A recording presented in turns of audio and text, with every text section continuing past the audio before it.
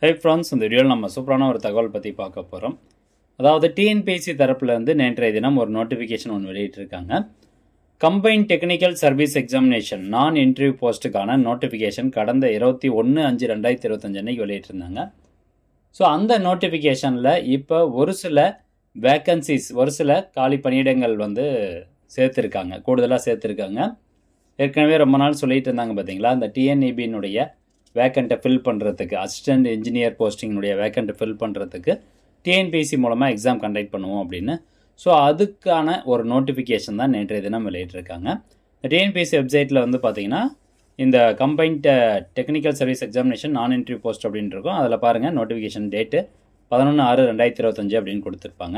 So இந்த down arrow mark click பண்ணிங்க அப்படின்னா அந்த நோட்டிஃபிகேஷன் ஓப்பன் ஆயிரும். ஸோ இப்போ இதை பற்றின தகவல் ஃபுல்லாக பார்க்கலாம். அதாவது இந்த ஒரு 4 போஸ்டிங் புதுசாக ஆட் பண்ணியிருக்காங்க. இந்த நோட்டிஃபிகேஷன் 9/2025 அன்றைக்கி வெளியிட்ட அறிவிப்பில் இந்த 4 புதிய பதவிகள் ஆட் பண்ணியிருக்காங்க. ஃபர்ஸ்ட் ஒன் பார்த்தீங்கன்னா அசிஸ்டன்ட் இன்ஜினியர் எலக்ட்ரிக்கல். இது எங்கே? Tamil Nadu power distribution corporation limited. அதாவது முதல்ல தமிழ்நாடு எலக்ட்ரிசிட்டி போர்டுன்னு இருந்தது, இப்போ அதை டிஎன்பிடிசிஎல் அப்படின்னு மாற்றிட்டாங்க. அடுத்ததாக அசிஸ்டன்ட் அக்கௌண்ட் ஆஃபீஸர். ஸோ அதுவும் பார்த்தீங்கன்னா டிஎன்இபியில் தான். மொத்த வேக்கன்சி டிஎன்இபியில் மொத்த வேக்கன்சி எவ்வளோ இருக்குது அப்படின்னு பாருங்கள். 391 ப்ளஸ் ஒரு 25, 416 வேக்கன்சி இருக்குது. ஸோ லெவல் ஆஃப் பே, சம்பளம் எவ்வளோ கொடுப்பாங்க அப்படிங்கிறத போட்டிருக்கிறாங்க. அண்ட் 3வது பதவி பாருங்கள், அசிஸ்டன்ட் ப்ரோக்ராமர். ஸோ அரசு ரப்பர் கார்பரேஷனில் ஒரு வேக்கன்சி இருக்குது.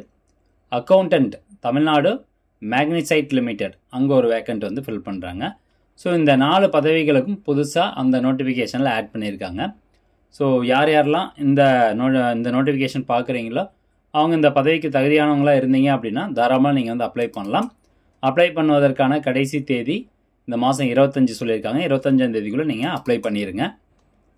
அதே மாதிரி கீழே கொடுத்துருக்காங்க பாருங்கள், ஏஜ் லிமிட் முக்கியமாக நம்ம பார்க்கணும்.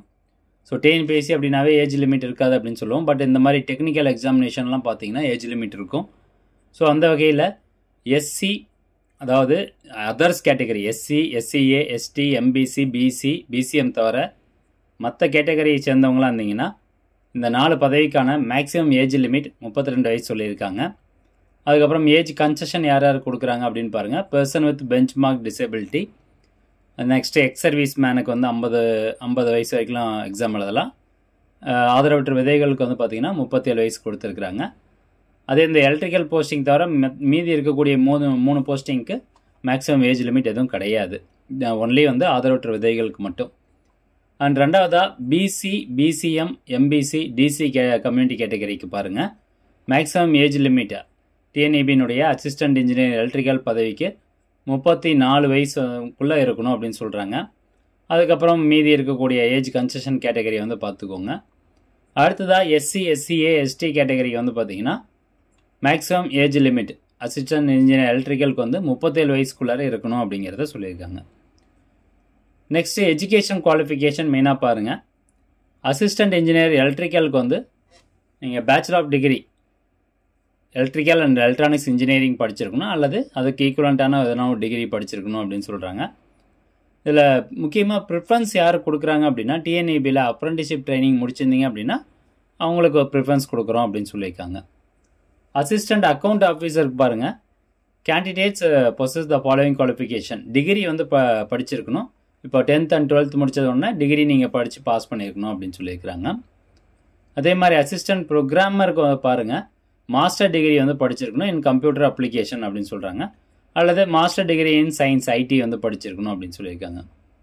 அக்கௌண்டண்ட்டுக்கு பிகாம் படிச்சிருக்கணும். ஸோ இந்த மாதிரி அடுத்ததாக பார்வைத்திறன் medical and physical standards standard 3 அதுக்குள்ளே இருக்கணும் அப்படின்னு சொல்கிறாங்க.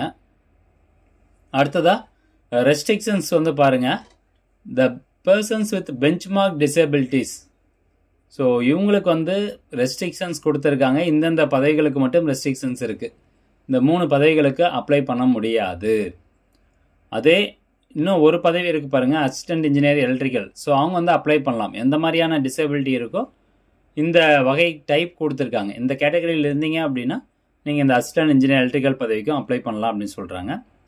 ஸ்கீம் ஆஃப் எக்ஸாமினேஷன் ஏற்கனவே நம்ம பார்த்தது தான். ஸ்டாண்டர்ட் டிகிரி படிச்சிருக்கணும்.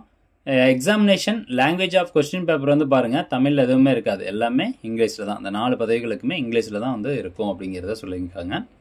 ஸோ இது வந்து notification number of vacancies notified வந்து 615 21/5/2025 வெளியிட்ட அந்த அறிவிப்பில் 615 வேகன்சிஸ் சொல்லியிருந்தாங்க.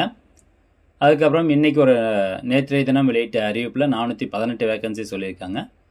மொத்தமாக இந்த ஒரு கம்பைன்டு டெக்னிக்கல் எக்ஸாமினேஷன் பதவிக்கு 1033 வேகன்சி வந்து சொல்லியிருக்கிறாங்க.